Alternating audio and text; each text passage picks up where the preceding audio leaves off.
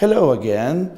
Welcome to our class, and this time we're going to make a revision of adjectives, but not the normal adjectives, but adjectives with the termination or the suffix ed and ing.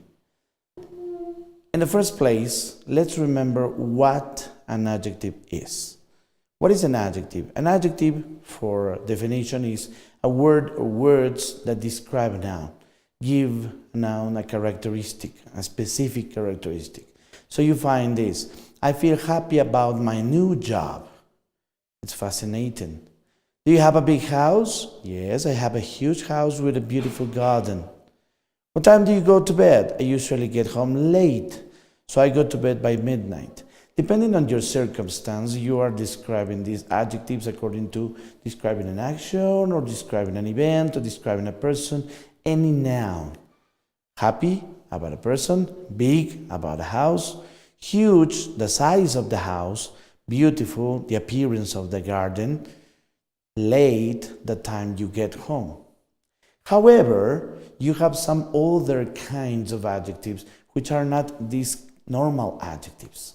These normal adjectives are with no modification when we want to talk about descriptions.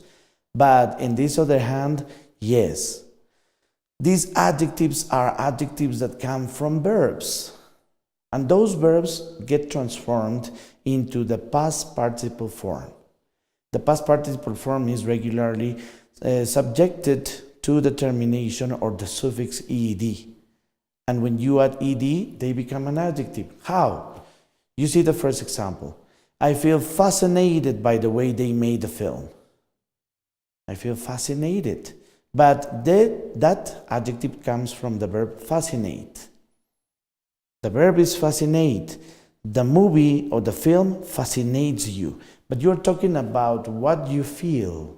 So then you say, I feel fascinated by the way they made the film. It doesn't have to be with the present or the past tense. It doesn't have to do with the time. No, it can be in the present, in the past, in the future. It doesn't matter the tense. It's talking about the description that you do, that you make, that you act for this person. I feel fascinated. Then you say, I worked all day long. I feel really tired now. You see that person? That person is still working and he feels really tired. The verb is tire. Something tires you. Your work tires you. But then as you're talking about your feeling or your sensation, you say, I feel really tired. Or you say, my mother is interested in learning how to drive a car. My mother is interested because driving a car interests my mother. But in this case, I'm talking about how my mother feels, what she is interested in. And you say, my mother is interested in learning how to drive a car, but she doesn't make her mind yet. She doesn't take the decision yet. Then you can give some other examples like this. Alberto read that book 3 times. I guess he found it interesting. Alberto read that book 3 times. Good. So it means that the book interests Alberto. So I guess he found it interesting. He found it interesting because it is not what he feels, but is what the book caused on him. It means he's talking about his description. So in this case, when we have the termination ing, we have these present participle forms of the verb. So they become adjectives. But in this case, these adjectives describe the opinion of one person about another person, a noun, about a book, about a car, about an animal, about another person, anything, because you are using the same verb, interest, and you are adding the suffix interesting. You see the other example. The movie we saw last night was boring to death. I fell asleep twice. Look, the verb is bore, but you say it was boring. It means that's my opinion about the movie. Even boring to death because I was very bored. But I am not talking about my feeling. I'm talking about my opinion on the movie. It's annoying to see people throw garbage in the street. They should learn to respect the environment. It's annoying. So it means that that event annoys me. But I am giving my opinion. It's annoying to see people throw garbage in the street. So that's what I think about that situation. Those are the adjectives that end in ing. So we can get to this conclusion.